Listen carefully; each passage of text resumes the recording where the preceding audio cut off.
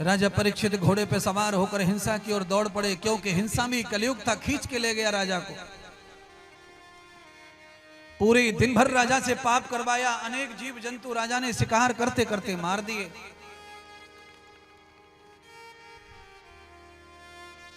अंत तो गत्वा राजा थक गया, सूर्य अस्त हो गया। राजा पानी पानी चिल्लाने लगा। अब राजा को पानी कौन पिलाए? चंद्रमा उदय हो गया, राजा को दूर से पानी के लिए कोई कुटिया चमकी। राजा पहुंचा, अरे मेरे राज्य में रहने वाले महात्मा, मुझे पानी पिलाओ, मैं चक्रवर्ती राजा परीक्षित। आप कल्पना करिए, अगर आपको प्यास लगी है तो आपको यह नहीं बताना है कि मैं राजा महाराजा हूं, आपको यह बताना है कि मेरे प्राण बचाओ, दीनहीन हूं मैं आपका, मैं दास हूं आपका। आपको जरूरत है पानी की, आपको जरूरत है छतरी की, आपको जरूरत है दवा की,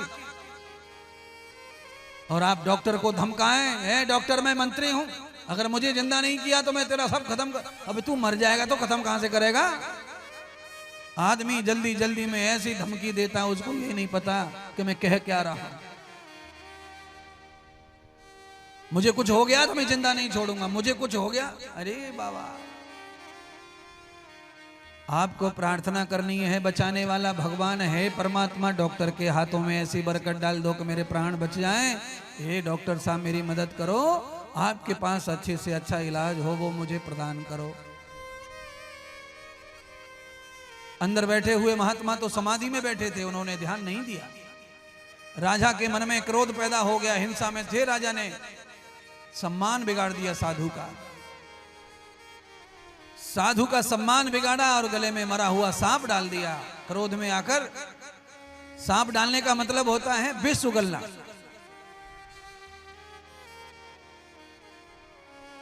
जो कभी न बोलना चाहिए वो बोला जाना, जो कभी न करना चाहिए वो कर देना। और साधु का अपमान हुआ। उनके पुत्र भी साधु थे, श्रृंगी ऋषि, उन्होंने श्राप दे दिया राजा को, हे राजन तुमने मेरे पिता का अपमान किया है, एक संत सन्यासी का। मैं पुत्र होने के नाते प्रतिशोध करता हूं और मैं तुम्हें श्राप देता हूं। मेरा भजन अगर सत्य है तो वो सांप जीवित होगा और मेरे पिता के अपमान के बदले में तुम्हें डस कर तुम्हारे शरीर को नष्ट करेगा, क्योंकि तुम्हारा शरीर अब सम्मान का पात्र ही नहीं बचा है, महात्मा का अपमान करने वाला शरीर। राजा समझ गए कि श्रृंगी ऋषि महान प्रतापी ऋषि हैं, उनका श्राप कभी खाली नहीं जाता। राजा उन्हीं पैरों घर नहीं लौटी। राजा उसी समय समझ गए किसी महात्मा संत की शरणागति जाना चाहिए। राजा ने अपना आला माला मुकुट सब उतारा तो राजा की बुद्धि अचानक शुद्ध हो गई, बुद्ध ज्ञान पैदा हो गया राजा को। कलयुग समाप्त हो, क्योंकि कलयुग तो मुकुट में बैठा था, अहंकार के रूप में।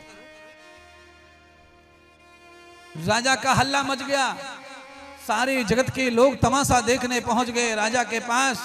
महाराज 7वें दिन आपकी मृत्यु आने वाली है, सांप डसने वाला है, श्रृंगी ऋषि का श्राप है। सब लोग तमाशे के लिए चारों ओर से राजा को घेर लिया। कुछ महात्मा संत पधारे, राजा ने शरणागति ली, मार्ग दिखाओ। महात्माओं ने कहा कि इस समय केवल एक ही महात्मा दुनिया में ऐसे हैं जो भगवत आचार्य हैं, उनकी शरणागति चले जाओ राजन, तुम्हारा जरूर भला होगा। सारे महात्माओं की आज्ञा पाकर के सुखदेव जी के पास में राजा परीक्षित चले गए। कहते हैं कोई महात्मा भगवताचार्य है, ऐसे महात्मा की शरणागति कोई बीमार भी आ जाए तो उसको लाभ प्राप्त होता है, उसे सुविधा सुख मिलता है। जन्म जन्मों का श्राप भी कोई लगा हो, ऐसे श्रापित व्यक्ति के लिए भी उनकी छाया, उनकी वाणी काम करती है। राजा परीक्षित अपने इस दुख को लेकर सुखदेव जी के पास पहुंचे। भगवान सुखदेव जी तो दया के सागर हैं, करुणा निधि भगवान शंकर के रूप में आए। सुखदेव जी ने राजा परीक्षित के हर्ष को देखा,